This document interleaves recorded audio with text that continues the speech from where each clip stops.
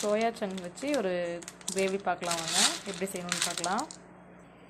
First ஒரு பவுலில் தண்ணி ஊற்றி சூடு பண்ணி வச்சுக்கலாம். இதில் கொஞ்சமாக தேவையான அளவு உப்பு சேர்த்துக்கலாம். தண்ணி நல்லா கொதிச்சதுக்கப்புறம் சோயா இதை சேர்த்துக்கலாம். தண்ணி நல்லா கொதிச்சதுக்கப்புறம் அந்த சோயா வந்து இதை சேர்த்துக்கலாம். இப்போ ஒரு 10 நிமிஷம் இதை வச்சுருந்துட்டு ஆற வச்சு எடுத்து புழிஞ்சு எடுத்து வச்சுக்கலாம். இது நல்லா ஆற வச்சு புழிஞ்சு எடுத்துக்கலாம். எல்லா சோயாவையும் புழிஞ்சு எடுத்து வச்சுக்கலாம்.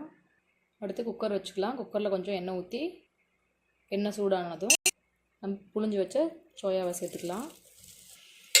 அதில் இருக்க தண்ணி நல்லா ட்ரையாகிற அளவுக்கு வறுத்து எடுத்துக்கலாம். வறுத்தெடுத்த சோயாவை வந்து தனியாக ஒரு பேனில் வச்சுக்கலாம். அதே குக்கர்லேயே கொஞ்சமாக எண்ணெய் ஊற்றிக்கலாம். ஒரு 2 போல் பிரியாணியில் சேர்த்துக்கலாம். அடுத்ததாக 2 பெரிய வெங்காயம் குட்டி குட்டியாக கட் பண்ணி வச்சுருக்கேன், அதையும் இது கூட சேர்த்து வதக்கிக்கலாம். வெங்காயம் வதக்கினோடனே இஞ்சி பூண்டு பேஸ்ட் சேர்த்துக்கலாம். இஞ்சி பூண்டு பேஸ்ட்டு பச்சை வாசம் போகிற அளவுக்கு வதக்கி எடுத்துக்கலாம். இப்போது இஞ்சி பூண்டு பேஸ்ட்டு பச்சை வாசம் போனதுக்கப்புறம் 2 தக்காளி சேர்த்துக்கலாம். கொஞ்சமாக மஞ்சள் சேர்த்துக்கலாம். தேவையான அளவு உப்பு சேர்த்துக்கலாம். இதை நல்லா வதக்கிக்கலாம். இப்போது இது கூட 1 ஸ்பூன் ஜீரக பொடி சேர்த்துக்கலாம். 2 ஸ்பூன் மல்லித்தூள் சேர்த்துக்கலாம். இது கூட 1 ஸ்பூன் மிளகாத்தூள் சேர்த்துக்கலாம். கரம் மசாலா 1 ஸ்பூன் சேர்த்துக்கலாம். இப்போது இது எல்லாத்தையும் பச்சை வாசம் போகிற அளவுக்கு நல்லா வதக்கிக்கலாம். இப்போது இது பச்சை வாசம் போனதுக்கப்புறம் தேவையான அளவு தண்ணி ஊற்றிக்கலாம்.